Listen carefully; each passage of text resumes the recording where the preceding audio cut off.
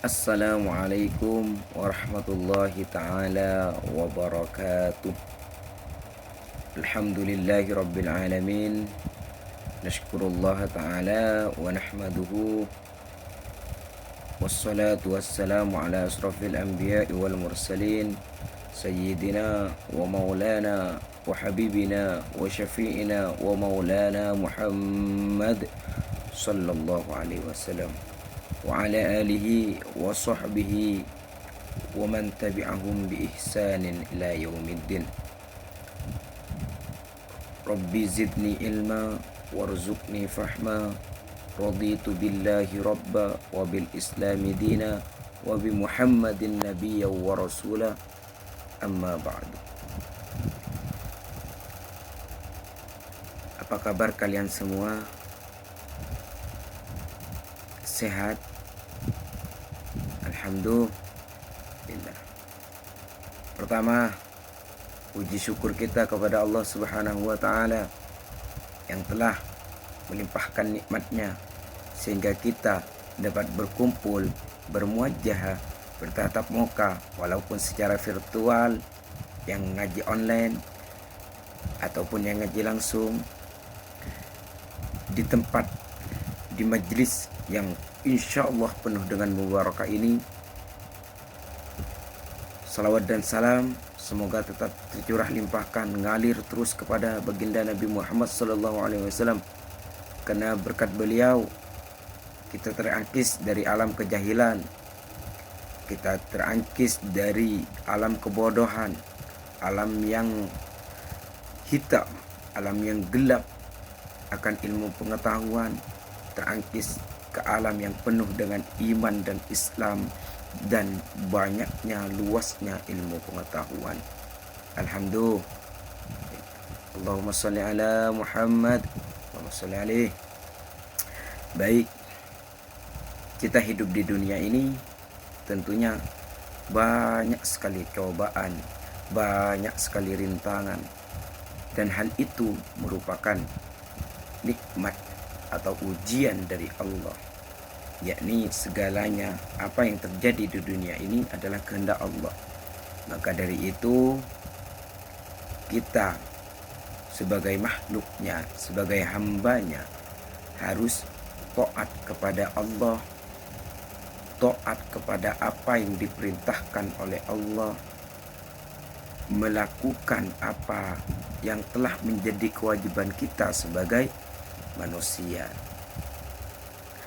Allah berfirman dalam kitabnya, "Wa ma khalaqtul jinna Astagfirullahaladzim. Bismillahirrahmanirrahim. Wa ma khalaqtul jinna wal insa illa liya'budun." Dan tidaklah aku menciptakan jin dan manusia illa liya'budun, kecuali untuk menyembah kepada Allah. Karena ketika kita bersaksi bahwa asyhadu alla ilaha illallah wa asyhadu anna muhammadar rasulullah, maka segala apa yang diperintahkan oleh Allah, maka itu merupakan kewajiban yang harus kita penuhi. Jika tidak demikian, Allah sediakan neraka bagi mereka yang sering melanggar, dan Allah sediakan pula surga bagi mereka yang taat bertakwa kepada Allah. Allahumma sholli ala Muhammad. Oleh karena itu, marilah kita dalam menjalani kehidupan ini senantiasa ingat kepada Allah, berzikir kepada Allah dalam setiap hal, dalam setiap saat, dalam setiap detik. Kita ingat kepada Allah, karena ketika kita sudah ingat kepada Allah, ketika kita selalu mendahulukan Allah, maka insya Allah surga akan merindukan kita. Misal kita berangkat kerja, diniatkan untuk mencari ridha Allah, diniatkan untuk menafkahi keluarga di rumah, maka hal itu merupakan suatu ibadah yang sangat besar di sisi Allah. Allahumma amin. Ketika kita mencari ilmu, kita meniatkan untuk menghilangkan kejahilan, kejahilan, kebodohan kita, meniatkan karena Allah lillahi ta'ala, maka kita akan mendapatkan pahala dari Allah, kita akan mendapatkan surganya Allah, insya Allah. Maka dari itu mari kita semua bertakwa kepada Allah. Dalam menjalani kehidupan ini, kita sering mendengar bahwa roda kehidupan itu berputar. Maka Allah berfirman, wasta'inu bis-sabri was-salah. Apa katanya? Apa firmannya Allah? Wasta'inu bis-sabri was-salah. Kalian boleh minta apa saja. Boleh, karena Allah itu maha kaya. Allah itu memiliki apa segalanya. Allah itu memiliki apa yang tidak dimiliki oleh makhluknya. Oleh karena itu, mintalah hanya kepada Allah, butuhlah hanya kepada Allah. Itu perkara hubungan Anda, hubungan kita semua kepada Allah. Ada hablum minallah, ada hablum minan nas, ada hablum minan alam. Intinya apa? Dalam menjalani kehidupan kita harus bersabar. Wasta'inu bis-sabri was-salah, kita minta, kita doa. Ya Allah, berikanlah aku keselamatan fid dini wad dunya wal akhirah. Ya Allah, lancarkan usahaku. Ya Allah, jadikan aku orang yang lebih baik dari orang yang sebelumnya. Dengan cara apa? Dengan cara sholat dan bersabar. Maka ada dua. Dari ayat ini ada dua pesan Allah kepada kita. Yang pertama, jangan pernah tinggalkan sholat. Mengapa demikian? Karena di suatu riwayat mengatakan bahwa ada sebuah cerita, pada suatu hari ada seorang anak yang sangat berbakti kepada orang tuanya, yang tidak pernah berkata buruk, yang tidak pernah berkata kasar, yang tidak pernah berperilaku buruk, yang tidak pernah melalaikan orang tuanya. Namun suatu hari ia meninggal. Dan setelah ia meninggal, maka dirawat, dimandikan, dikafani, disolati, dan diantarkan ke dalam kubur, dimakamkan. Selepas tiba di makam, di kuburan, maka ia memiliki seorang kakak, nama sebut saja Denny. Si Denny ini menguburkan adiknya langsung. Ia turun ke dalam kuburnya dan menerima mayat si adik. Lalu ia meletakkan ke dalam kubur dengan perlahan. Lalu tidak tanpa sengaja, dompet yang ada di sakunya si Denny ini jatuh ke dalam kubur atau liang lahatnya si adik. Oleh karena dari itu, Denny berpikiran, sudahlah, saya mau ambil ntar lagi, ketika sudah selesai menaruh si mayit. Ternyata Allah berkehendak lain. Denny lupa terhadap dompetnya, sehingga kuburan sudah ditutup kembali dengan tanah dan sudah rapi. Orang sudah pulang semuanya. Lalu di tengah perjalanan, Denny ini ingat kepada adiknya. Ya, adik yang sangat berbakti kepada orang tuanya. Ingat bahwa, ya Allah, dompet saya ketinggalan di dalam kubur si adik. Lalu teman-temannya berkata, oh tidak mungkin. Mungkin ini karena kamu merasa kehilangan, pikiranmu berat. Oleh karena itu coba diingat-ingat kembali. Takutnya kamu lupa menaruh dompetnya gitu. Lalu si kakak berkata lagi, tidak, saya ingat betul bahwa dompet saya jatuh. Singkat cerita, akhirnya si kakak dengan teman-temannya itu kembali lagi ke kuburan si adik dan menggali kuburan si adik.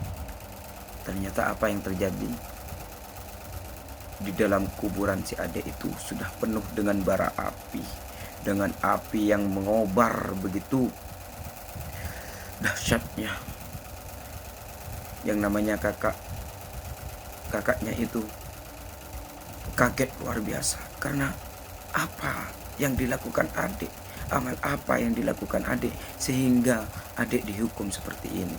Lalu ia pulang ke rumahnya dan dompetnya tidak sempat diambil karena sudah banyak bara api yang ada di dalamnya. Lalu ia pulang ke rumahnya. Sampainya ia di rumahnya, ia bercerita kepada ibunya, "Wahai ibu, ada apa amat dengan adik? Saya tadi," lalu bercerita bahwa yang tadi itu ketinggalan dompetnya, lalu dibongkar kembali kuburannya, dan ia melihat bahwa adiknya sudah dikerumuni, sudah dibakar oleh kobaran api, sudah dibakar oleh bara api. Ya Allah, na'udzubillahi min dzalik. Lalu ibu kaget dan nangis jadi-jadinya. Lalu ibu menjawab, dia lalai terhadap solatnya. Si kakak bertanya, apakah dia telah durhaka kepadamu? Tidak, ibu menjawab tidak. Lalu apa yang menyebabkan ia sehingga harus menerima hukuman ini dari Allah? Lalu ibu menjawab, wahai anakku, sungguhnya adikmu itu sangat perhatian kepadaku, sangat sayang kepadaku. Namun satu, ia sangat lalai kepada sholatnya. Orang yang lalai terhadap sholatnya, maka orang yang lalai terhadap sholatnya, ini lalai, bukan meninggalkan, lalai saja seperti itu. Maka bagaimana dengan orang-orang yang berani meninggalkan sholatnya? Oleh karena itu, mari kita senantiasa sholat. Karena ketika sholat Allahu Akbar, di situ ada perjanjian kepada Allah. Inna salati wa nusuki wa mahyaya wa mamati lillahi rabbil alamin. Sungguhnya salatku dan ibadahku, hidup dan matiku lillahi rabbil alamin, karena Allah Tuhan semesta alam. Lalu masih beranikah kita meninggalkan sholat? Oke, semasa hidup kita berani kepada Allah. Baik, semasa hidup kita sering lupa kepada Allah. Namun ingat bahwa inna lillahi wa inna ilaihi raji'un.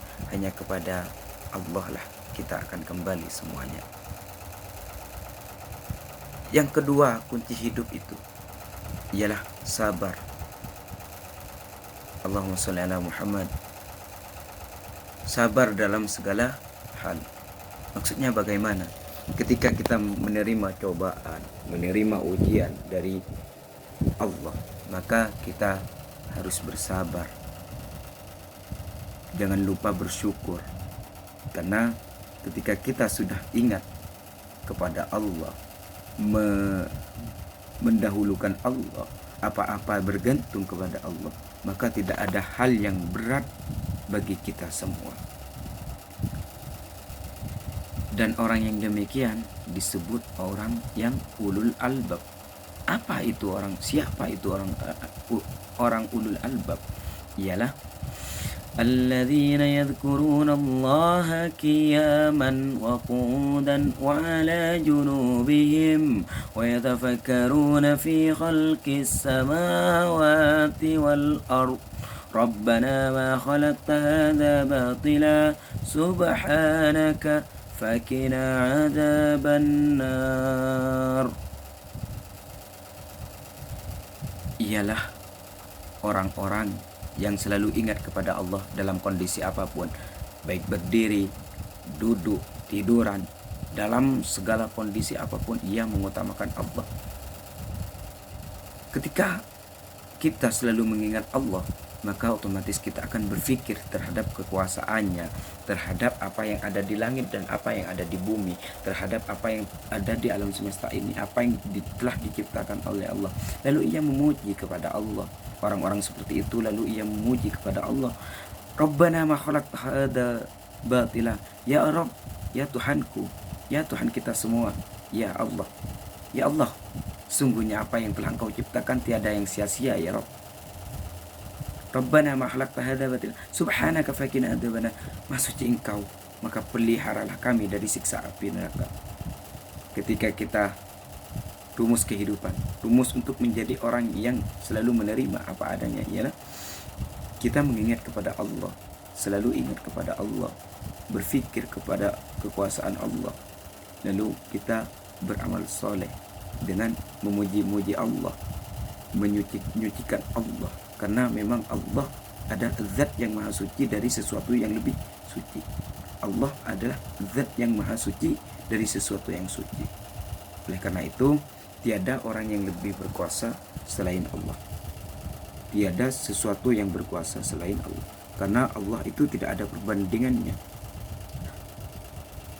Mukhalafatu lil hawadis, Allah itu beda dengan yang baru, sesuatu yang baru. Oleh karena itu, hidup, kunci hidup dalam firman Allah ialah kita harus menegakkan sholat, jangan lupakan sholat, dan kita harus bersabar. Kurang lebihnya dari saya Said Akil Farhan pamit undur diri. Wallahul muwaffiq ila aqwamit thoriq. Ihdinas siratal mustaqim, siratal ladzina an'amta 'alaihim ghairil maghdubi 'alaihim waladdallin. Amin. Assalamualaikum warahmatullahi wabarakatuh.